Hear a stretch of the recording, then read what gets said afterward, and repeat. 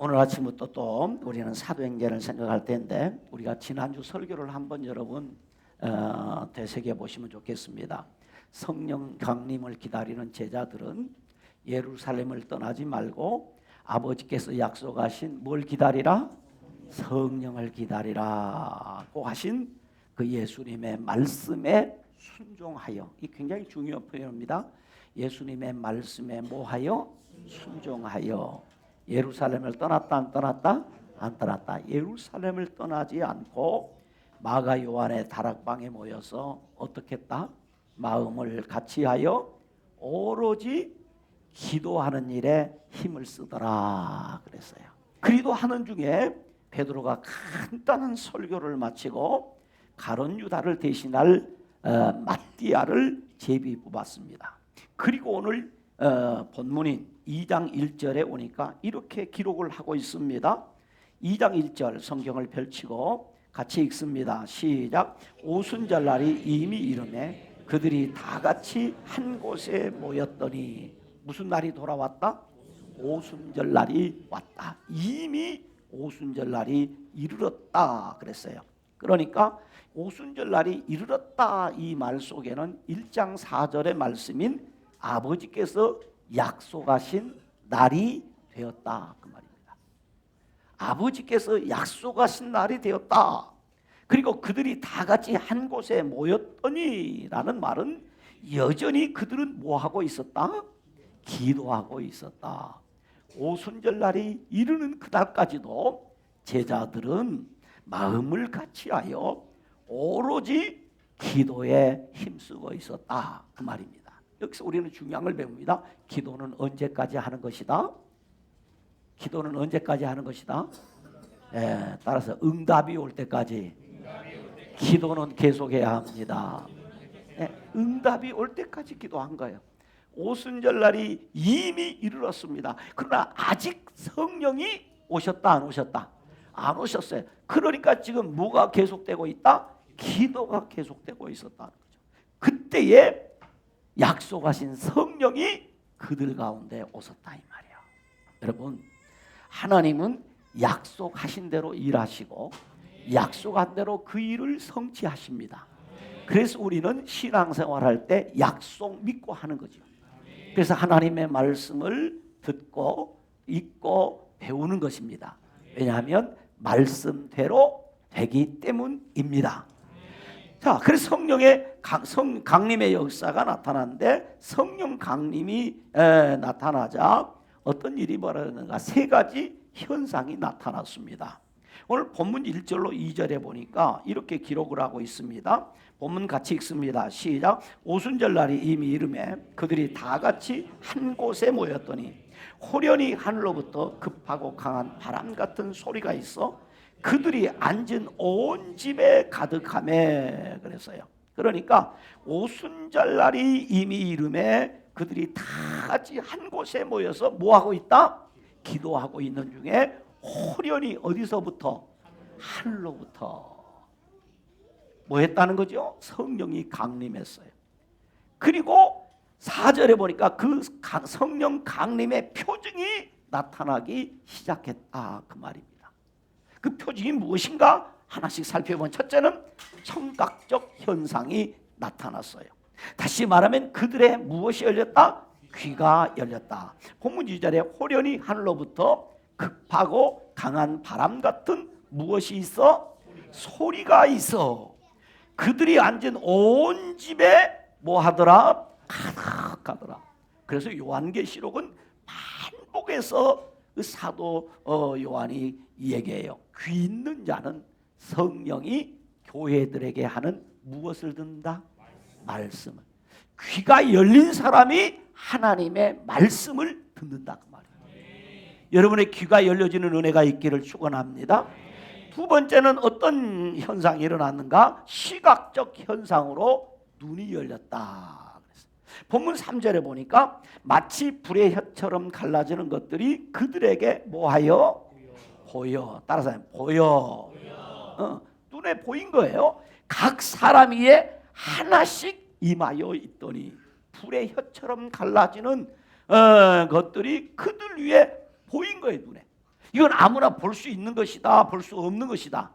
볼 수 없는 건데 하나님께서 그들의 눈을 열어서 볼 수 있게 해주셨어요. 하나님이 보여주셨어요. 할렐루야. 하나님이 보여주시는 은혜가 있어야 합니다. 영적인 눈이 열려야 성경을 읽을 때에 그 성경 속에 나타나신 하나님을 보게 되고, 그 성경 속에 나타난 예수님을 보게 되고, 그 성경 속에 나타난 하나님의 역사를 보게 되는 줄로 믿습니다. 이런 사건은 성경에 수없이 많이 있습니다. 그러나 똑같이 보지만은 눈이 열리지 않은 사람은 보지 못하더라고 하는 거지요. 세 번째는 언어적 현상이 일어났습니다. 본문 4절에 보니까 이렇게 기록을 하고 있습니다. 같이 읽습니다. 그들이 다 성령의 충만함을 받고 성령이 말하게 하심을 따라 다른 언어들로, 그렇죠, 말하기를 시작하기나. 왜 말하기 시작이 됐어요? 입이 열려놓으니까. 여기 오늘 입이 열려서 어떻게 했냐, 다른 언어들로 말하기를 시작했다. 이것을 우리는 흔히 무엇이라고 해요? 방언이라고 그래요. 방언. 아이들이 말을 하는데 못 하는 그 말을 할 때 너 방언하니 그러죠. 그런데 여기서 다른 언어를, 옛날 성경은 방언이라고 말하는데 지금 개역개정은 다른 언어로 번역을 새로 했어요. 왜 그런가 하는 거죠. 우리가 말하는 방언과 같은 것이다, 다른 것이다? 다른 것이다. 여기서 다른 언어란, 말하는 사람은 자신이 사용하는 언어로 말을 하는데 듣는 사람이 각기 자기 나라 말로 들었다는 뜻이고, 또 다른 해석은 말하는 사람이 각국에서 모인 사람들의 말로 말을 했다라는 뜻인데, 어느 것을 해석해도 틀린 이야기 아니에요. 이에 대해서 왜 이렇게 해석을 하냐면, 이것에 대해서 성경이 말한다 안 한다? 안 해요. 침묵하고 있어요. 다만 그렇게 해석을 할 뿐입니다. 그러니까 어느 것이 꼭 맞다 할 수는 없지만, 오순절의 이름에 예루살렘에 모인 사람들이 각기 자기 나라 말로 들을 수 있도록 누가? 성령께서 길을 열어주시고 성령께서 입을 열어주셨다. 그래서 성령께서 말하게 하시니까 성령이 알아듣게 하셨다. 할렐루야. 오늘도 여러분 설교할 때 성령께서 여러분의 목사의 입을 주장하여 말하게 하시고, 성령께서 여러분의 길을 주장하여 여러분들이 그 말을 알아듣는 역사가 있기를 주님의 이름으로 축원합니다. 그러니까 성령 강림의 표징으로 사람들의 눈과 귀와 입이 열려 언어와 인격을 다스리고 있다는 거죠. 그래서 성령께서 말하게 하고, 성령께서 행동하게 하고, 성령께서 듣게 하고, 성령의 그들을 변화시키시더라 그 말이에요. 그렇습니다. 성령 받은 사람, 성령 충만한 사람은 성령님이 그 인격을 주장하시고 그 삶을 주장하시기 때문에 그는 성령이 말하게 하심을 따라 말하고 성령의 인도하심을 따라 살게 되는 것입니다. 그러나 아직 눈이, 아직 귀가, 아직 입이 열리지 않은 사람은 예배 시간에 기도하고 찬송하는 것이 부담스럽습니다. 그런가 하면 하나님의 말씀을 듣고도 귀가 열렸으니까 하나님의 말씀으로 들려지지 않으니까, 입이 열려지지 않았으니까 아멘이 안 나와요. 에이, 무슨 아멘을 해? 꼭 아멘 해야 되는가? 예, 아멘 해야 됩니다. 아멘하여 하나님께 영광을 돌려야 합니다. 그러나 이 아멘이 안 나오는 거예요. 아멘이.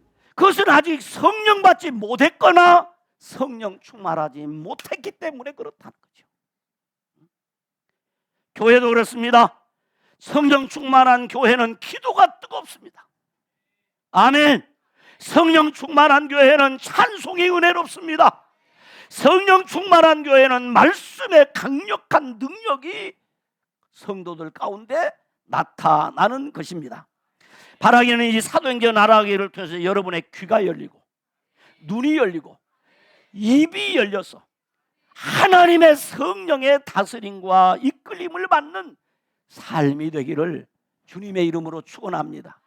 그러므로 눈과 귀와 입술이 열린 사람, 마음과 생각과 행동과 언어가 성령님에게 장악된 사람은 성령님이 시키는 대로 하나님이 기뻐하시는 말을 합니다.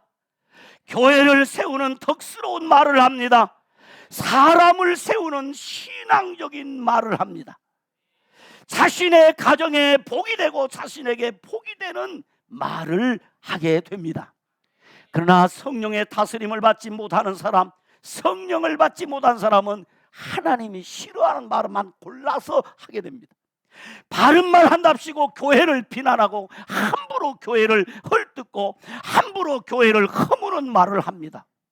바른 말이 아니라 여러분 성령이 하시는 말씀을 하셔야 합니다. 그래야 사람이 살고 가정이 살아요.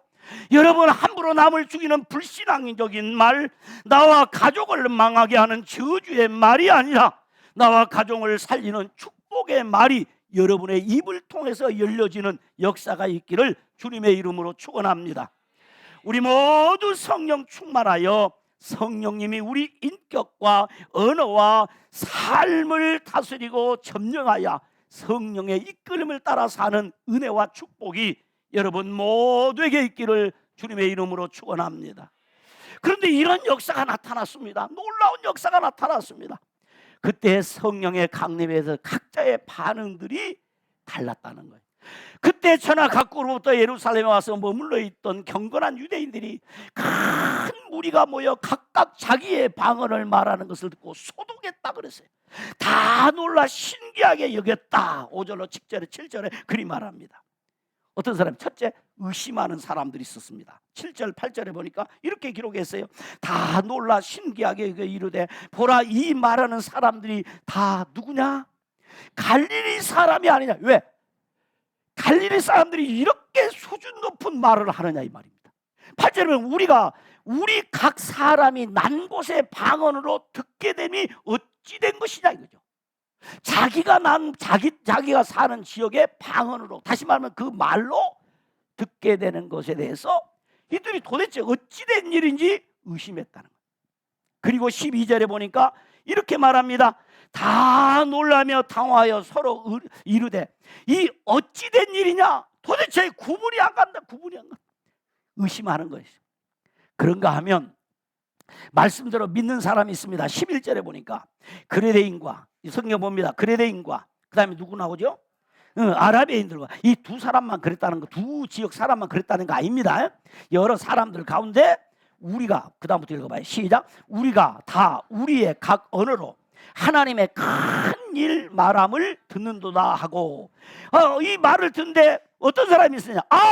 이것은 무슨 말이다? 하나님의 큰 일을 나타내는 말이다. 이렇게 뭐한 사람이 있었다? 믿는 사람이 있었다. 이렇게 여러분들이 하나님의 말씀을 듣고 믿어지는 은혜가 있기를 축원합니다. 이 사람들은 41절에 가서 보면 어떻게 했는가? 41절 같이 읽습니다. 시작. 그 말을 받은 사람들은 세례를 받으며 이날에 신도의 수가, 왜? 믿는 사람이 많았다 적었다? 많았다. 그 말씀을 믿는 사람은 그날 세례를 받고 예수를 믿게 되었다. 3,000명이 예수를 믿고 세례를 받았다. 그런가 하면 13절에 보면 어떤 사람이 있었는가 봅시다. 13절을 같이 봅니다. 시작. 또 어떤 이들은 조롱하여 이르되 그들이 새술에 취하였다 하더라. 어떤 사람이 있다? 조롱하는 사람이 있다. 앞으로 사도행전을 여러분 계속 읽으면서 이 두 길은 계속 나타나면서 조롱하는 무리는 항상 있습니다. 그러나 믿는 자들이 이깁니다. 믿는 자들이 득세합니다. 항상 있다. 조롱하는 사람들이 있었습니다. 이때 이 조롱하는 사람들 때문에 어떤 일이 일어났는가? 베드로가 성령에 이끌려 설교하기를 시작했습니다. 본문 14절 15절을 보면 이렇게 기록합니다. 같이 읽습니다. 시작. 베드로가 11사도와 함께 서서 소리를 높여 이르되 유대인들과 예루살렘에 사는 모든 사람들아, 이 일을 너희에게 알게 할 것이니 내 말에 귀를 기울이라. 때가 제 삼시니 너희 생각같이 이 사람들이 취한 것이 아니라 하고, 베드로가 술 취했다고 조롱하니까 거기에 대한 변증 설교를 시작하게 된 것입니다. 여기서 우리가 좀 관심 있게 보아야 될 말씀이 무엇인가 하면 오늘 14절에 보면 이렇게 기록, 천천히 읽기 잘 보세요. 베드로가 11 사도와 함께 뭐해서? 서서. 베드로 혼자 서서 설교했다. 11 사도가 함께 섰다. 그러니까 12 사도가 다 쓴 거예요. 그러니까 설교는 대표적으로 누가 한다? 베드로가 한다. 그러나 사실 그 설교에 동참하는 사람들은 누구다? 모든 제자들이 다 한다는 거예요. 여러분, 목사가 주일날 설교할 때 설교 혼자 합니다. 그러나 이 설교할 때 우리 장로님들은 항상 나도 저 목사님과 함께 서서 오늘 이 설교를 한다는 심정으로 여러분의 자리에 앉으셔서 함께 기도하고 함께 설교에 동참하셔야 됩니다. 왜? 당회원들이니까. 함께. 저 목사님의 설교가 성도들에게 바르게 선포되고 저 설교대로 살아야 된다. 그래서 장로의 역할 가운데 중요한 것이 무엇이 있는가 하면 목사가 주일날 설교한 내용대로 성도들이 사는가를 살펴 그 신앙을 지도하는 것이다. 오늘 베드로가 설교하는데 12 사도가 같이 서서 이 설교에 대해서 확실히 확증합니다 라는 증거로 12 사도들이 함께 했다. 그러니까 오늘 베드로의 설교는 사도적 권위로 지금 사도를 대표해서 설교를 하고 있다는 거예요. 그러므로 들으라 라고 합니다. 그래서 오늘 이 베드로의 설교는 아주 간단합니다. 첫째는 오늘 이 나타난 성령의 역사는 변증 설교니까 오늘 갑자기 나타난 것이 아니라 요엘서 2장에 기록한 요엘 선지자의 예언이 성취된 것입니다. 그 말이에요. 여러분, 설교에 아주 중요한 것은 설교는 항상 그 뿌리를 어디에 두고 있어야 되는가 하는 것입니다. 설교는 항상 그 뿌리를 말씀에 두고 해야 됩니다. 그 이야기가 성경에서 나와야 한다는 얘기죠. 아무리 세상에 좋은 이야기가 있어도 성경과 다르다 그러면 성경이 맞은 겁니다. 우리는 성경 말씀을 들어야 삽니다. 그러면서 오늘 말하기를 성령이 오시면 어떠냐, 남녀노소 불문하고 모든 사람에게 성령이 나타나는데 자녀들은 애언하고 젊은이는 환상을 보고 어르신들은 꿈을 꾼다 그랬어요. 자녀들이 애언한단 말은 구약시대에 하나님이 특별히 선택한 애언자들의 전유물이 아니라 하나님의 그 말씀은 성령 받은 자녀들이 자신의 미래를 알게 된다는 이야기입니다. 자녀들이 하나님의 말씀을 받고 성령을 받게 되면 어떻게 내가 앞으로 어떻게 살아야 할 것인가를 알게 된다. 그래서 우리는 성령을 받아 자녀들이 애언을 해야 한다는 거예요. 젊은이가 환상을 본다 그랬습니다. 이 젊은이가 환상을 본다는 이야기는 무슨 얘기냐면 좋은 대학을 간다, 좋은 직장을 한다, 뭐 결혼을 잘한다 그런 얘기 아니에요. 그런 얘기 아니고 환상을 본다는 내 인생과 내 젊음을 투자해서 영원한 것을 위해서, 진리를 위해서, 새하늘과 새 땅을 위해서 도전하고 싶은 분명한 사명을 깨닫는다 그 말이에요. 내 젊음을 투자해서, 내 인생을 투자해서 영원한 것을 위하여 헌신하게 된다. 새하늘과 새 땅을 위해서 새로운 도전을 하게 된다는 것이죠. 늙은이 곧 어르신들은 꿈을 꾼다 이 말은, 여러분 나이가 먹으면 두 가지 두려움이 있습니다. 애로움이 있죠. 그 다음에 두려움이 있습니다. 나이가 많으면 무슨 두려움이 있습니다. 죽음에 대한 두려움이 있습니다. 나 죽어야지 그러면서도 약사와 약, 그래서 한 주먹씩 약을 먹습니다. 죽음에 대한 두려움이 있습니다. 그런데 늙은이들이, 이 연세 많은 어르신들이 꿈을 꾼다는 이야기는 무슨 얘기입니까? 마지막까지 내 인생 다른 날까지 사명을 붙잡는다는 얘기입니다. 마치 갈렙처럼 꿈을 꾼다는 거죠. 마지막까지 맡겨준 사명을 감당하며 살기 위해서. 그러므로 베드로는 말합니다. 누구든지 주의 이름을 부르는 자는 구원을 받으리라. 주의 이름을 부르는 자는 죽음에 대한 두려움도 이긴다. 주님의 이름을 부르는 자는 앞길에 대한 두려움을 이긴다. 주의 이름을 부르는 자는 죽음에 대한 두려움을 이긴다. 그러므로 여러분은 주의 이름을 부르라 그 말입니다. 할렐루야. 그러므로 베드로는 오순절 성령 받은 사람들은 술에 취한 것이 아니라 하나님의 큰 일을 말하는 것이라고 설교했습니다. 두 번째는 베드로는 성령 강림은 예수님의 사역의 결과로 이루어졌다고 얘기합니다. 본문 22절에 그럽니다. 같이 있습니다. 본문 22절을 같이 있습니다. 시작. 이스라엘 사람들아, 이 말을 들으라. 너희도 아는 바와 같이 하나님께서 낫사렛 예수로 큰 권능과 기사와 표적을 너희 가운데서 베푸사 너희 앞에서 그를 증거하셨느니라. 왜 이 성령의 역사는 나타났는가? 주님의 역사를 이루기 위해서. 예수님의 공생의 3년 동안 행하시던 권능과 기사와 표적이 계속해서 일어날 것을 나타내 주신 것이다 라고 하는 이야기입니다. 그런데 너희는 그 예수님을 뭐 했다? 죽였다. 그런데 그 예수님을 너희가 죽였다. 그러나 하나님이 그를 살리셨다. 아멘. 예수 그리스도의 죽으심과 부활을 증거했어. 그리고 32절에 말합니다. 32절로 돌아갑니다. 다 같이 읽습니다. 시작. 이 예수를 하나님이 살리신지라 우리가 다 이래. 우리는 뭐가 됐다? 증인되었다. 이 얘기는 증인됐다 이야기는 1장 8절에 어떻게 하면 증인된다고 그랬어요? 성령의 권능을 받은. 우리는 증인이라 이 말은 우리는 성령의 권능을 받았다. 아멘. 나도 성령의 권능을 받았습니다. 이 얘기는 무슨 얘기예요? 나도 누구다? 예수의 증인이 되었다. 우리는 예수의 증인이 되었습니다.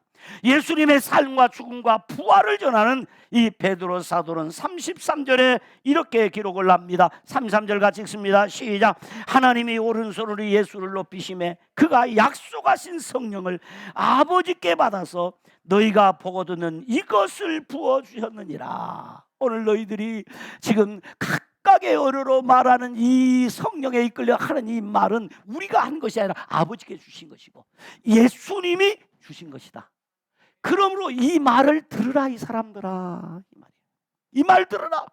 이 말 들어야 너희가 산다는 거죠. 그러므로 성령 강림의 역사를 보고 의심하고 조롱하는 자들을 향하여 지금 너희들이 보고 있는 이 성령 하나님의 역사는 어떤 역사냐? 하나님이 약속하신 성령의 역사요. 이 역사는 예수님이 성찬하셔서 우리에게 보내주신 성령님의 역사임을 믿으라. 그러면서 마지막 36절에 이렇게 기록을 합니다. 같이 읽습니다. 시작. 그런즉 이스라엘 온 집은 확실히 알지니 너희가 십자가에 못 박은 이 예수를 하나님이 주와 그리스도가 되게 하셨느니라. 할렐루야. 그러므로 예수님을 우리의 메시아로 믿어야 합니다. 성령 받은 사람은 예수님을 우리의 구주와 주님으로 믿습니다. 성령 받지 못한 사람은 아무리 얘기해도 믿을 수가 없어요. 그러므로 여러분이 성령의 역사를 보았습니까? 술 취했다고 조롱하지 말고 여러분도 우리와 같이 예수 그리스도를 믿으시기 바랍니다. 이야기가 베드로의 설교였다는 것입니다. 마지막 세 번째, 이러한 성령 강림의 역사로 정말 매력적인 주님의 교회 운동이 시작되었습니다. 베드로의 설교를 들은 군중들은 37절에 이렇게 기록합니다. 30절 같이 읽습니다. 시작. 그들이 이 말을 듣고 마음에 찔려 베드로와 다른 사도들에게 물어 이르되 형제들아 우리가 어찌할꼬 하거늘. 이 설교를 하니까 마음이 뭐했다? 찔렸다. 여러분도 설교 들을 때 마음에 찔릴 때가 있습니까? 왜 자꾸 찔렀어? 왜 자꾸 찔러? 목사님 제발 좀 설교 부담스럽지 않게 좀 하세요. 좀 그죠? 부담스럽지 않게 자꾸 찔리게 하지 말고. 그런데 설교는 뭐 해야 된다? 네, 따라서 합시다. 진짜 설교는 마음이 찔려야 됩니다. 설교는 마음이 찔려야 돼. 아멘. 찔림 받는 것을 은혜로 이시 바랍니다. 그리고 요즘 현대인들은 찔리는 걸 싫어해요. 부담스러워. 그래서 어떻게 안 찔리는 곳에 가요? 어디 가면 안 찔리죠? 가르쳐 줄게. 여러분도 좀 안 찔린 데 가고 싶죠? 가고 싶은 손 들어. 내가 교회 가르쳐 줄게. 간단해. 큰 교회 가서 뒷자리 앉으면 돼. 큰 교회 가가지고 뒷자리 앉으면 강대상에서 죽었다 깨라도 목사님이 얼굴 안 보여. 그러니까 나를 찌를 필요도 없어. 날마다 구경만 왔다리 갔다리 왔다리 갔다리 하면 여러분은 어느 날 아주 따끈따끈한 핫한 지옥에 앉았을 겁니다. 틀림없어. 여러분은 서울 알곡교회 교인입니까? 만족하십니까? 안 됩니다. 서울 알곡교회 성도가 되어야 합니다. 성도가 돼. 성도이기 때문에 목사의 신앙 지도를 받아야 돼. 잘못할 때는 야단도 맞고 마음에 찔리기도 하고 감동도 받고, 바로 그것이에요. 마음에 찔렸다는 거예요. 마음에 찔렸으면 그 다음에 그 찔린 말씀을 듣고 뭐 해야 되느냐? 그 다음 말씀이 무엇이라고 하는지 우리 봅시다. 성경 본문에 돌아갑니다. 38절입니다. 시작. 베드로가 이르되 너희가 회개하여 각각 예수 그리스도의 이름으로 세례를 받고 죄사함을 받아. 뭐하라? 따라서 회개하라. 누가 회개해야 돼? 찔린 사람. 마음에 찔린 사람은 회개하라. 각각 회개하라. 그리고 예수를 믿어라. 그래야 죄사함을 받고 성령을 선물로 받으리라. 내 이야기요, 성경이요? 성경 말씀은 누구 말씀이요? 하나님이 그러신단 말이에요. 찔려야 돼, 찔려야 돼. 내 마음에 찔렸을 때 그렇습니다. 주님, 제가 잘못했습니다.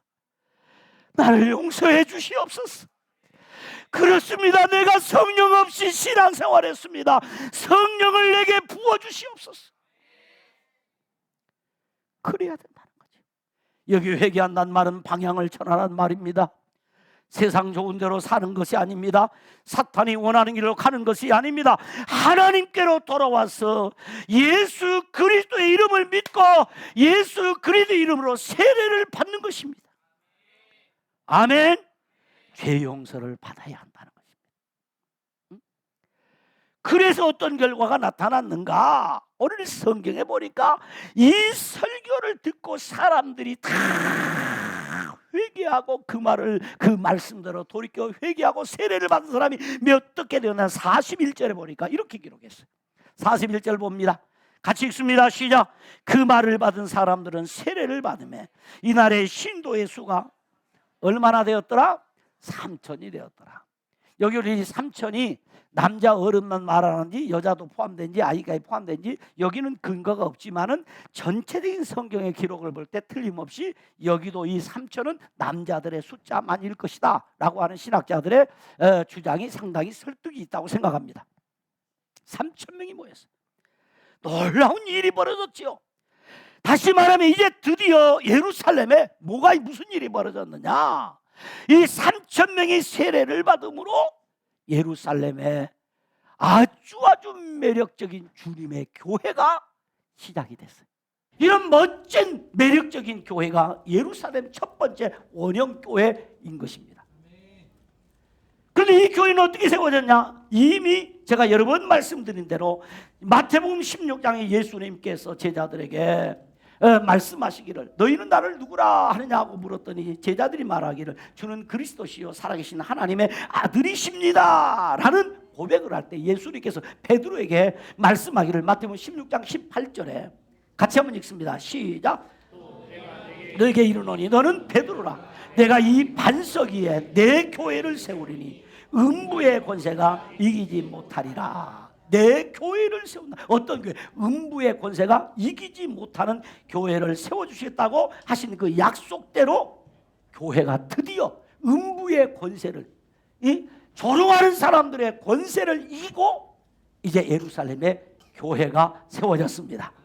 그러니까 주님께서 주인이 되신 그 교회는 정말 매력적인 교회인데 42절을 보니까 얼마나 매력적인 교회인가 42절을 같이 봅니다. 같이 읽습니다. 시작. 그들이 사도의 가르침을 받아 서로 교제하고 떡을 떼며 오로지 기도하기를 힘쓰니라. 그렇죠. 아주 평범한 사람들이었지만 그 사람들이 모였는데 그들을 통해서 아주 매력적인 정말 탁월하고 우월한 교회를 세웠는데 그 교회는 어떤 교회냐? 하나님의 말씀을 가르치고 가르침을 받는 교회였어요. 좋은 교회는 어떤 교회냐? 하나님의 말씀을 바르게 가르치고 그 말씀을 배우는 교회가 좋은 교회다. 첫 번째 얘기하는 거예요. 두 번째는 어떤 교회냐? 서로 교제가 활발하게 일어나는 교회입니다. 그래서 오늘 또 점심시간에 가지 마시고 함께 교제하시며 떡을 떼며, 물론 여기 교제는 성찬을 의미합니다. 떡을 떼는 거죠. 서로 교제가 활발하고 그 다음에 거룩한 성찬이 있는 교회, 떡을 뗐다. 원어에 보니까 그랬어요. 이 떡이란 말은 하나님의 얼굴이라는 게 있어요. 하나님의 얼굴을 뗀다. 이게 무슨 말일까 하고 자세히 제가 살펴보니까 하나님의 얼굴을 바라보며 서로 성도들이 떡을 떼며 네가 내 형제고 내가 네 형제고 하는 서로 형제의식을 나타내는 성찬을 의미한다. 이렇게 해석을 한 게 아주 은혜가 됐습니다. 성찬이 활발하게. 그 다음에 자 보세요. 이 교회는 아주 매력적인 사도의 가르침을 갖고 서로 교제하고 떡을 떼고 그 다음 얘기 뭐 했어요? 오로지 기도하기를. 어떤 교회가 좋은 교회예요? 기도에 힘쓰는 교회. 기도에 힘쓰는 교회였다. 그런가 하면 44절로 45절을 보니까 물질의 헌신과 섬김이 있는 교회다. 모든 물건을 서로 통용하고 또 재산과 소유를 팔아 각 사람이 필요를 따라 나누는 물질의 섬김이 있고 물질의 헌신이 있는 교회가 좋은 교회다. 그런가 하면 여섯 번째로 46절에 보니까 어떤 교회인가? 날마다 마음을 같이하여 성전에 모이기를 힘쓰다. 성전에 모이기를 예배에 힘쓰는 교회. 그런가 하면 어떤 교회? 일곱 번째 47절에 보니까 47절. 자, 하나님을 뭐하니? 찬양이 넘치는 교회. 찬미가 있는 교회. 하나님을 찬송하는 교회다. 이것이 성령 받은 교회에 나타나는 특별한 그 뚜렷한 증거요 표징입니다. 그러므로 교회가 교회다워지는 것은 성도들이 다 성령 충만할 때입니다. 교회가 교회다워지는 것은 성도들이 성령 충만할 때. 다 여러분이 성령 충만해. 한 사람이라도 성령 안 충만하면 교회는 좋은 교회 아닙니다. 알고 교회는 좋은 교회입니까? 알고 교회는 좋은 교회입니까? 그러면 여러분이 다 성령 충만하다는 것을 전제하는 겁니다. 이렇게 했더니 어떻게 되는가? 이런 교회 되니까 어떻게 되는가? 첫째, 이런 교회에 기사와 표적이 많이 나타났습니다. 43절에 보니까 이렇게 기록했어요. 43절 같이 있습니다. 시작. 사람마다 두려워하는데 사도들로 말미암아 기사와 표적이 많이 나타나. 기사와 표적이 나타나. 다음 주일에 어떤 표적이 나타난다. 다음 주일 날 3장 4장을 통해서 공부하게 될 거예요. 두 번째는 성령이 충만한 교회는 어떻게 되는가? 47절에 보니까 같이 봅니다. 시작. 하나님을 찬미하며 온 백성에게 칭송을 받. 어찌하더라? 백성들에게 칭송. 이야, 진짜 알곡 교회는 다르더라. 교회가 매력이 있어야 돼. 칭송을 받아요. 마지막 세 번째는 중요한 거 있습니다. 47절 다 같이 읽습니다. 시작. 하나님을 찬미하며 온 백성의 칭송을 받으니 그 다음에 주께서 구원받는 사람을 날마다 더하게 하시더라. 어떤 교회다? 성령이 충만한 교회는 주께서 구원받는 사람을 날마다 더해 주신다. 교회 부흥은 누가 하신다? 주님이 하신다. 왜? 주님이 교회의 주인이시기 때문에 그렇습니다. 그러므로 사랑하는 성도 여러분, 교회가 교회다워지는 것은 성도들이 다 성령에 충만할 때입니다. 성령을 사모하시기 바랍니다. 성령을 사모함으로 기도하시기 바랍니다. 여러분이 성령 충만하면 우리 교회는 좋은 교회입니다. 알았어요. 내가 성령 충만하면 우리 교회는 확실히 좋은 교회입니다. 하나님 아버지 감사합니다. 그렇습니다. 주님이 원하는 교회, 주님이 기뻐하는 교회, 주님이 사랑하는 교회는 온 성도들이 다 성령에 충만하여 성령의 이끌림을 받고 성령의 다스림을 받는 교회입니다. 우리 알곡교회가 그런 교회 되게 하여 주옵소서. 예수님 이름으로 기도드리옵나이다. 아멘.